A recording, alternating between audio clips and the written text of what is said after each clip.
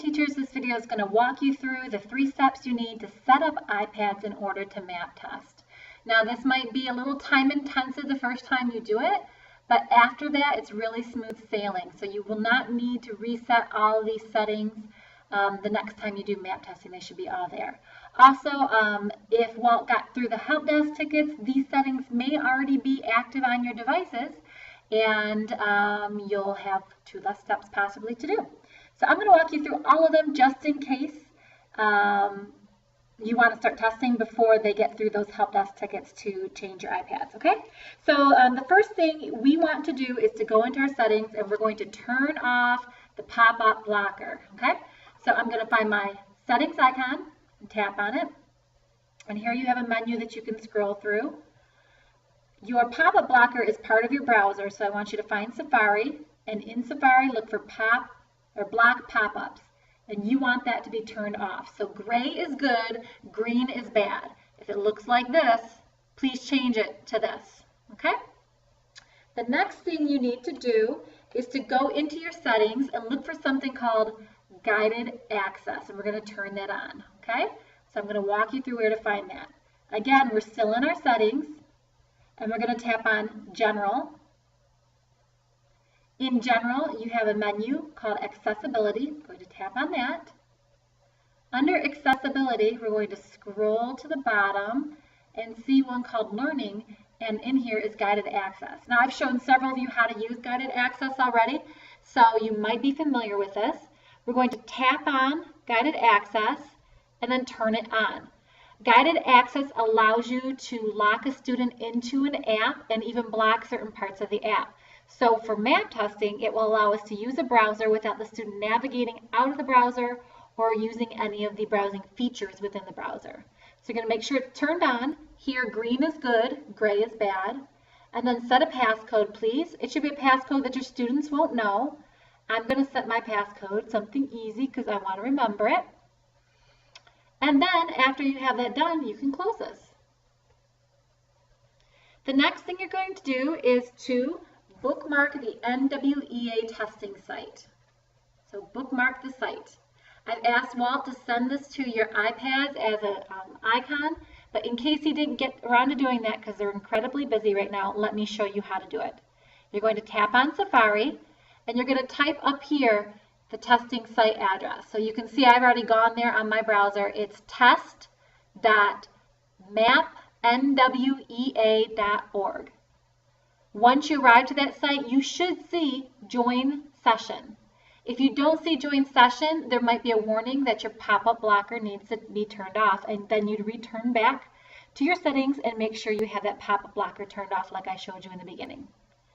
If you have this wonderful site here, this is exactly what you want your students to see, you need to bookmark that to your home page. So to do that, up here in the upper left corner next to your address, you have a box with an arrow pointing up. I'm going to tap on that, and our middle option here is Add to Home Screen.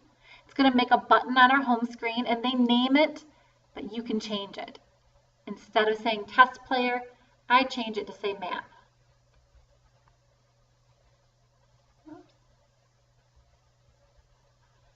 And then Add. So now I have an icon that looks like an app on my home screen. Instead of students coming to Safari and typing in map.nweatest.org, they can go right here and tap on Map, and their test will be ready to go. Okay? So what do you need to do on testing day to make this secure? On testing day, you're going to have to activate that guided access. To activate guided access, you triple click on the home screen. It's a little hard to see in here because it's dark. Let me turn my light on.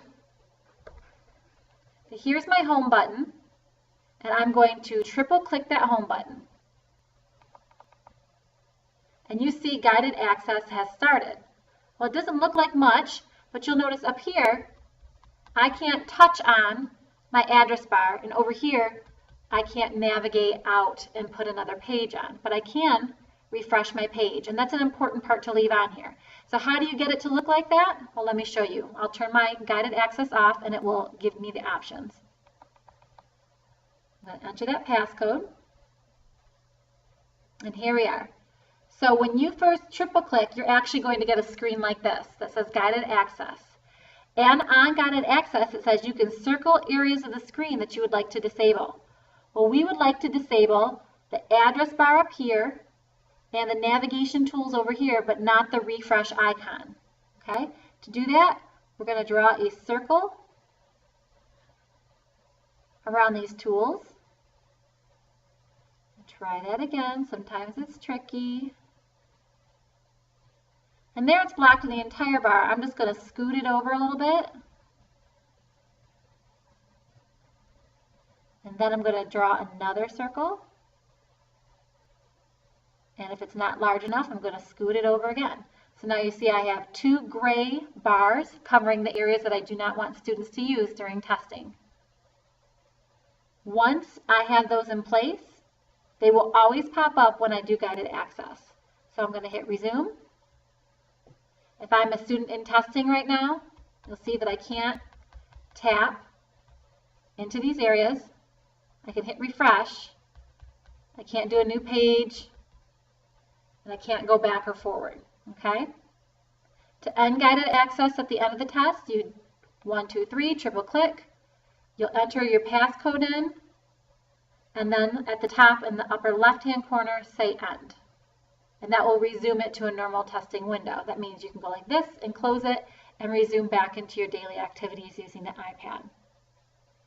I'm also going to be sending you a guide on how to do this for those of you who prefer written word as opposed to video. And if you're still struggling with it, feel free to give me a call. I would call my cell phone, 822-1965, or send me an email, and I will get in contact with you as soon as I can. Thanks much.